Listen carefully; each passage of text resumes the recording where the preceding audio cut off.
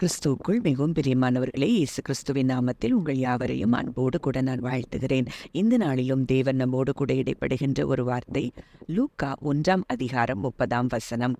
தேவதூதன் அவளை நோக்கி, மரியாளே, பயப்படாதே, நீ தேவனிடத்தில் கிருபை பெற்றாய். அப்போ இந்த வார்த்தை எந்த இடத்துல சொல்லப்பட்டிருக்கிறது என்பதை நாம் நன்கு அறிந்திருக்கிறோம். அங்கே பரலோகத்திலிருந்து காபிரியேல் தூதன் ஒரு செய்தியை மரியாளுக்கு கொண்டு வருகிறார். அப்போ கிருபை பெற்ற மரியாளை பார்த்து அவர் சொல்லுகிற ஒரு வார்த்தை, பயப்படாதே.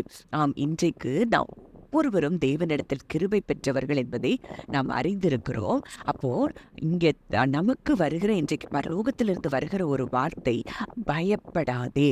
அப்போ இன்றைக்கு உங்க வாழ்க்கையில நீங்க எந்த சூழ்நிலையில நீங்க போய்கொண்டு இருந்தாலும் இன்றைக்கு தேவன் உங்களை பார்த்து சொல்லுகிற ஒரு வார்த்தை, மகனே நீ பயப்படாதே, மகளே நீ பயப்படாதே, நீ என்னிடத்தில் கிருபை பெற்றிருக்கிறாய் என்று சொல்லி தேவன் சொல்லுகிற ஒரு சத்தத்தை நான் கேட்கிறேன். மேலும் அதே அதிகாரத்துல 28வது நம்ம பார்க்கும்போது அங்க தேவதூதன் பிரவேசித்து, கிருபை பெற்றவளே வாழ்க, கர்த்தர் உன்னுடனே இருக்கிறார், ஸ்திரீகளுக்குள்ளே நீ ஆசீர்வதிக்கப்பட்டவள்.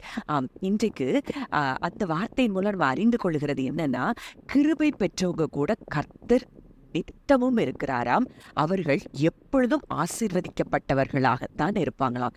எந்த வகையான ஆசீர்வாதங்களையும் ஈர்க்கக்கூடிய ஒரு மேக்னெட்டா, ஒரு காந்தமா அப்படிப்பட்டவர்கள் இருக்கிறத நம்ம பார்க்கிறோம். இன்றைக்கு நீங்க தேவனிடத்துல கிருபை பெற்றிருக்கிறீங்கன்னா, எந்த ஆசீர்வாதங்களாய் இருந்தாலும் நீங்களும் அப்படி ஈர்த்து கொள்ளக்கூடியவர்களாய், நீங்கள் ஆசீர்வதிக்கப்பட்டவர்களாய்த்தான் நீங்கள் இருப்பீங்கிறத இந்த வார்த்தையின் மூலம் அறிந்து கொள்ளலாம். மேலும் 34 மரியாள் தூதனை நோக்கி, இது எப்படியாகும், புருஷனை அறியேனே என்றாள். அப்போ அங்க தேவதூதன் இயேசுவினிடத்தில் பிறப்பார் அப்படின்னு சொல்லும் போது மரியாள் இந்த கேள்வி கேட்கும் போது தேவதூதன் சொல்லுகிற ஒரு வார்த்தை, பரிசுத்தாவி உன்மேல் வரும், உன்னதமானவருடைய பலம் உன்மேல் நிழலிடும், ஆதலால் உன்னிடத்தில் பிறக்கும் பரிசுத்தம் உள்ளது தேவனுடைய குமாரன் எனப்படும். இங்க ஒரு வாக்கு தத்துவம், இயேசு பிறக்க போகிறார்ங்கிற ஒரு வாக்கு தத்தத்தை அங்கே தேவதூதன் மரியாளுக்கு சொல்லுகிறத பார்க்கிறோம்.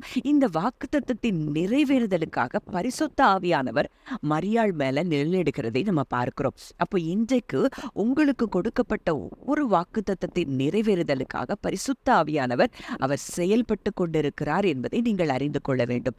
மேலும் அந்த அறியேனேன்னு சொன்ன பிறகு அங்க தூதன் சொல்லுகிற மற்றொரு வார்த்தை 37 தேவனாலே கூடாத காரியம் ஒன்றும் இல்லை என்றால், நீங்க தேவனிடத்துல கிருபை பெற்றிருக்கிறீங்க, அவருடைய வாக்குத்தத்தம் உங்களுக்கு உங்க மேல இருக்குது அப்படின்னா, அவருடைய வாக்குத்தத்தத்தை நிறைவேற்றக்கூடிய வல்லமை அவரிடத்தில் இருக்கிறது என்பதை இந்த வார்த்தை சொல்லுகிறத நம்ம பார்க்கிறோம். அப்போ தேவனாலே கூடாத காரியம் ஒன்றுமில்லை. உங்க வாக்குத்தத்தத்தை நிறைவேற்றுகிறதற்கு அவரால் நிச்சயம் கூடும். மேலும் அடுத்ததான் நம்ம பார்க்கும்போது அங்கே மரியாள் எலிசபெத்தை சந்திக்க போகும்போது அங்கே எலிசபெத்தும் பரிசுத்தாவினால் நிரப்பப்பட்டு ஒரு வார்த்தை சொல்லுகிறத நம்ம பார்க்கிறோம், விசுவாசித்தவளே பாக்கியவதி, கர்த்தரால் அவளுக்கு சொல்லப்பட்டவைகள் நிறைவேறும்.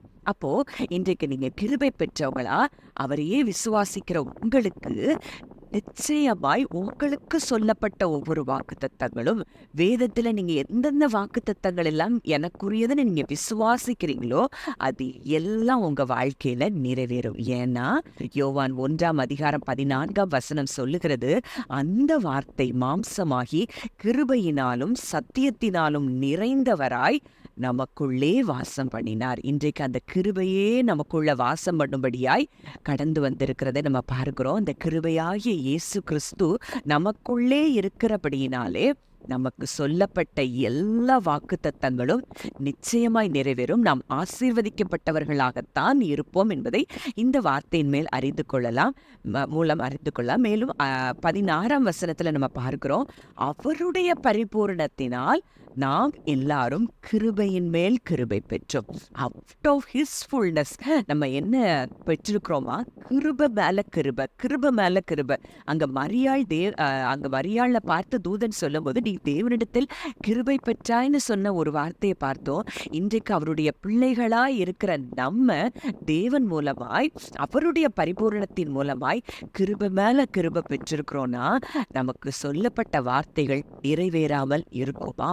அப்போ இன்றைக்கு நம்ம செய்ய வேண்டிய வேலை விசுவாசிக்கிறது மாத்திரம்தான். எனக்கு வாக்கு இப்படித்தான் தேவன் சொல்லியிருக்கிறார், வார்த்தை இப்படிதான் சொல்லுது, இதுதான் என் வாழ்க்கையில நடக்கும் என்று சொல்லி நீங்கள் விசுவாசிக்கும் போது கர்த்தரால் உங்களுக்கு சொல்லப்பட்ட வார்த்தைகள் நிறைவேறும். அதே அதிகாரம் 17வது வசனத்துல நம்ம பார்க்கிறோம், நியாயப்பிரமாணம் மோசேயின் மூலமாய் கொடுக்கப்பட்டது, கிருபையும் சத்தியமும் இயேசு கிறிஸ்துவின் மூலமாய் உண்டாயின. இன்றைக்கு கிருபையும் சத்தியமும் நிறைந்தவரான இயேசு கிறிஸ்து நமக்குள்ளே வாசம் பண்ணுகிறபடியினால் எந்த வகையான ஆசீர்வாதங்களும் அது ஒரு மேக்னெட்டை போல உங்க கிட்ட அது இழுத்து கொண்டு வருகிறதை நீங்கள் விசுவாசிப்பீர்கள். ஆனால் நிச்சயமாய் எல்லா வாக்கு தத்தங்களும் ஆசீர்வாதங்களையும் நாம் சுதந்திரித்துக் கொள்ளலாம். ஜெபிக்கலாம். நல்ல தகப்பனே, அப்பா, நன்றியோடு உம்மை துதிக்கிறோம், ஸ்தோத்தரிக்கிறோம். அப்பா, இந்த நாளிலும் எங்களோடு கூட இடைப்பட்ட உம்முடைய வார்த்தையின்படி, மரியாளே பயப்படாதே, நீ தேவனிடத்தில் கிருபை பெற்றாய் என்று சொன்னபடி ஆண்டவரே, எங்களை முதலாவது அப்பா பயமில்லாதபடி கலக்கமில்லாதபடி வாழ ஒரு வாழ்க்கை அப்பா நீர் எங்களுக்கு தந்திருக்கிறீர். அப்பா, இன்றைக்கு நாங்கள் அப்பா உம்முடைய பரிபூர்ணத்தினாலே கிருபையின் மேல கிருபை பெற்றிருக்கிறபடியினால எங்களுக்கு சொல்லப்பட்ட அனைத்து வாக்கு தத்தங்களும் அது நிறைவேறும் என்பதை நாங்கள் நிச்சயமாய் அறிந்து விசுவாசித்து உமக்கு நாங்கள் நன்றி செலுத்துகிறோம் தகப்பனே. இதை கேட்கிற ஒவ்வொருவருடைய வாழ்க்கையிலும் இதே விசுவாசம், ஆண்டவரே, நாங்க கிருபை பெற்றவர்கள் அப்படிங்கிற அந்த நம்பிக்கையும் அதன் மூலம் விசுவாசத்தையும் பெற்று எல்லா வாக்கு தத்தங்களையும் சுதந்திரித்துக் கொள்ள கர்த்தர் கிருபை தருவீராக. துதி கன மகிமை யாவையும் என் இயேசு ஒருவருக்கே செலுத்துகிறோம். கர்த்தரும் மீட்பருமாகிய இயேசுவின் மூலம் கேட்கிறோம், ஜீவனுள்ள நல்ல பிதாவே, ஆமேன்.